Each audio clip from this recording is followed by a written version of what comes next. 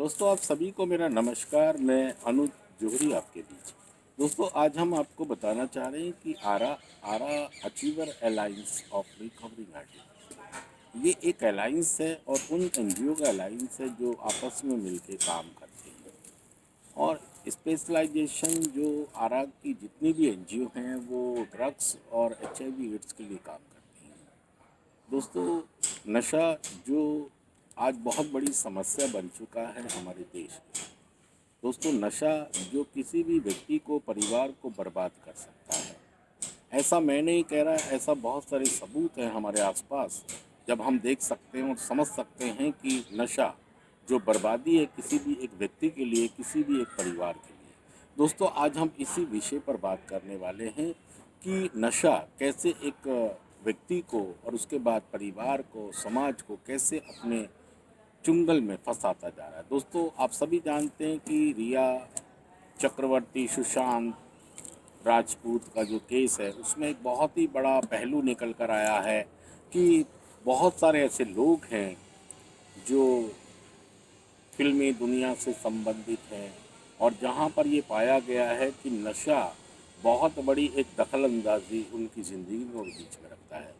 दोस्तों हमारा मुद्दा नहीं है कि सुशांत का कैसे हुआ, रिया ने क्या किया, हमारा ये मुद्दा नहीं है। हमारा मुद्दा है कि ड्रग्स, नशा कैसे किसी की ज़िंदगियों को बर्बाद कर देता है।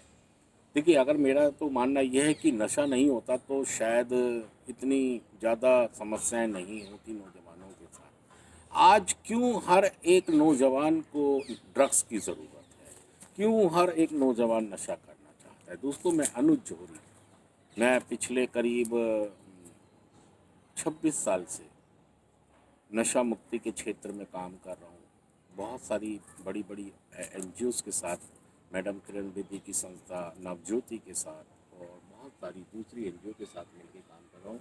आज भी हमारे अलायंस के अंदर बहुत सारे ऐसे लोग हैं जो नशा मुक्ति के लिए काम कर रहे हैं। तो दोस्तों आज हम बात करना चाह रहे हैं कि नशा क्यों एक व्यक्ति की ज़िंदगी में आ जाता है और ऐसा क्या होता है कि वो नशे से बाहर नहीं निकल पाता है, या क्या कभी नशे से कोई व्यक्ति ठीक हो सकता है।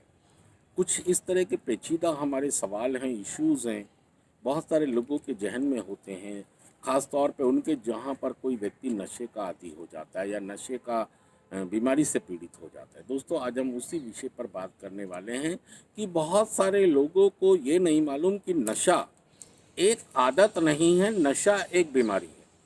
दोस्तों हम जैसा कि आप बैनर में देख रहे हैं कि नशा करने वाले को सहयोग की और सहायता की ज़रूरत है। जैसा कि हम बहुत बड़े सपोर्टर हैं इस बात के कि जो नशा करता है व्यक्ति वो एक खास तौर पर बीमारी से पीड़ित है और उसको एक खास तरह की नशे की बीमारी हो गई है। जब तक हम उस बीमारी को नहीं समझेंगे तब तक हम उस व्यक्ति को नहीं समझेंगे, हम उसको ठीक नहीं कर पाएंगे, हम उसका रिहैबिलिटेशन नहीं कर पाएंगे। एक व्यक्ति जो नशा करता है वो देखिए अपने सेल्फ से उजड़ जाता है, स्वयं से उजड़ता है, अपने परिवार से उजड़ता है, समाज से उजड़ता है, भगवान के साथ उसके रिश्ते खत्म हो जाते हैं। उस व्यक्ति का दोष नहीं है, वो एक बीमारी से पीड़ित है। ये हमारे परिवारों को, समाज को समझना होगा कि वो व्यक्ति एक बीमारी से पीड़ित है और जब तक हम उस बीमारी का तरीके से ढंग से प्रॉपर वे में इलाज नहीं करेंगे वो व्यक्ति ठीक नहीं होगा। तो आज हम यही कहना चाहते हैं कि नशा जो व्यक्ति करने लगता है उससे सजा की नहीं, उससे सहयोग और सहायता की ज़रूरत है। सहयोग जो सही हो, सहायता जो सही हो, ऐसी सहायता करें जो उसको नशा मुक्त करके समाज में दोबारा से, परिवार में दोबारा से, भगवान में दोबारा से स्थापित कर सके। वो सहयोग उसको चाहिए कि वो व्यक्ति अपने सेल्फ में, अपने परिवार में, भगवान के साथ, समाज के साथ एक रिश्ता दोबारा से जो उसका टूट जाता है उस रिश्ते को वो कायम कर पाए। इसी के लिए हम ये संदेश आपके लिए लेकर आए दोस्तों कि नशा करने वाले को सजा की नहीं, उसको आपके सहयोग और सहायता की ज़रूरत है। नशे जैसी बीमारी को हमें समझना होगा, परिवार को समझना होगा, समाज को समझना होगा। सोशल जस्टिस एम्पावरमेंट भारत सरकार का एक मंत्रालय कहता है कि नशा छोड़ने वाले असली विजेता होते हैं। दोस्तों आज हम उसी विषय पर आपसे बात कर रहे हैं। नशा जो एक बीमारी है और इसके 3 भाग, नशे की बीमारी के 3 भाग जो किसी भी इंसान को शारीरिक रूप से निर्भर करते हैं मानसिक तौर पर बिल्कुल खोखला कर देते हैं और आध्यात्मिक रूप से उसको बिल्कुल ही कहीं का नहीं छोड़ते। उसके अंदर ऐसी आध्यात्मिक शून्यता आ जाती है कि वो अपने परिवार को, सदस्यों को भी सदस्य नहीं समझता। इवन उनका होके भी वो उनका नहीं हो पाता, वो उसके नहीं होते हैं और वो उनका नहीं हो पाता है। तो हमें इन तीनों पक्षों को समझना होगा कि नशा कैसे एक व्यक्ति को शारीरिक, मानसिक और आध्यात्मिक रूप से बीमार कर देता है।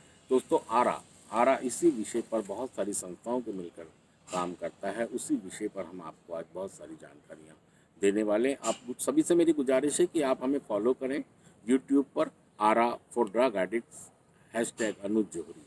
आप यहाँ पर जाएंगे, आपको नशे से संबंधित बहुत बारीक बारीक जानकारियाँ भी मिल सकती हैं।